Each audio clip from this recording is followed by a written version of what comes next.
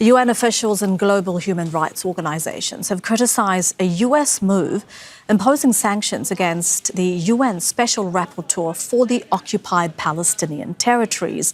Francesca Albanese has been critical of Israel's genocide in Gaza and has voiced support for the International Criminal Court's efforts to try Israeli leaders. On Wednesday, Secretary of State Marco Rubio accused her of anti-Semitism. Amnesty International called the decision a graceful affront to international justice.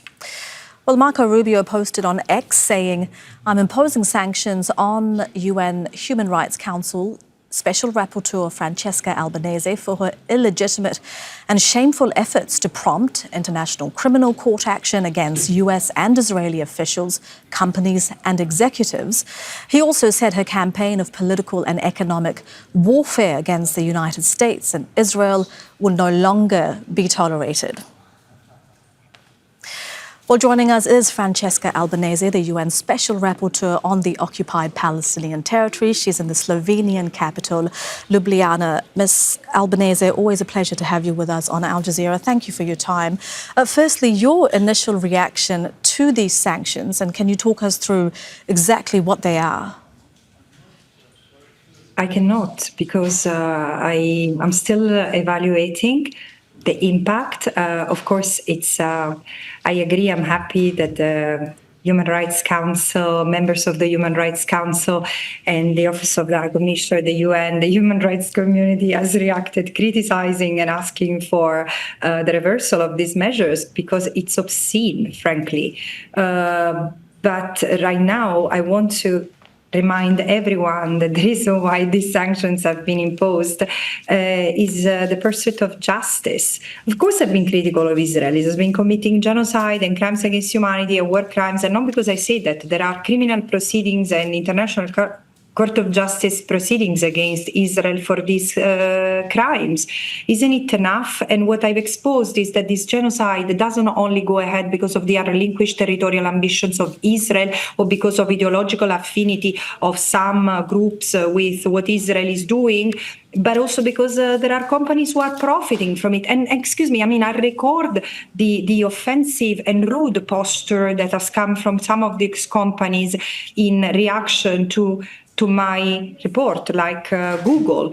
But look, I'm also a user of Google. I don't want the end of Google. I want Google to stop being, making profits by supporting a government that has killed 60,000 people, including 18,000 children. Is it too much to ask? So, of course, the sanctions are going to affect me, and they are not going to stop my quest for respect of justice and international law, as I've been mandated to do by the Human Rights Council. A lot to pick up on from what you've said. You said that you're still evaluating the impact of the sanctions.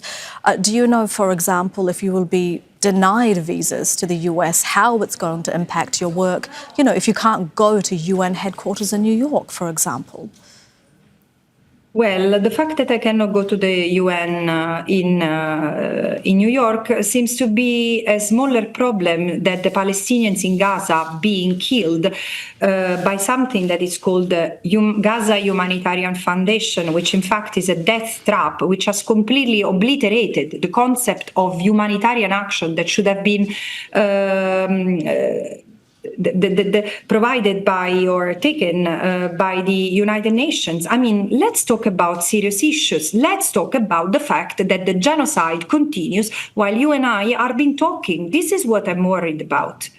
And are you worried how the sanctions might affect your work pursuing justice, trying to hold Israel and whoever is supporting Israel, whether it's the United States or these companies? How worried are you about how those sanctions will impact that work in Gaza and the West Bank? I think it depends. It depends. This is a moment, a defining moment in history. It's such a turning point and moment of reckoning.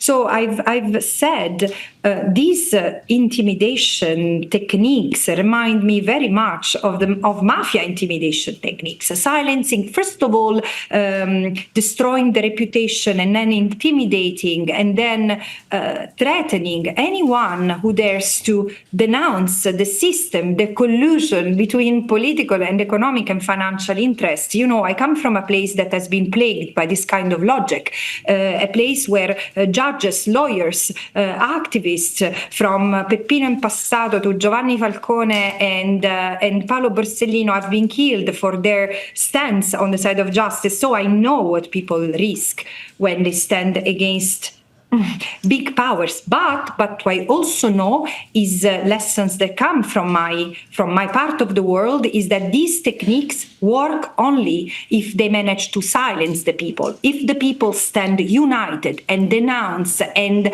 push back, these wins or only the sanctions will only work if people are scared and stop engaging on justice, the chilling effect. I've been told, oh, don't talk about the ICC. 30 minutes later, I was expressing my solidarity with the ICC. Why? Because the ICC is doing the right thing. It's investigating war crimes and crimes against humanity and should have started before. We probably wouldn't be where we are today. Together, we can stop this disgrace, but we need to awaken and stand united against it.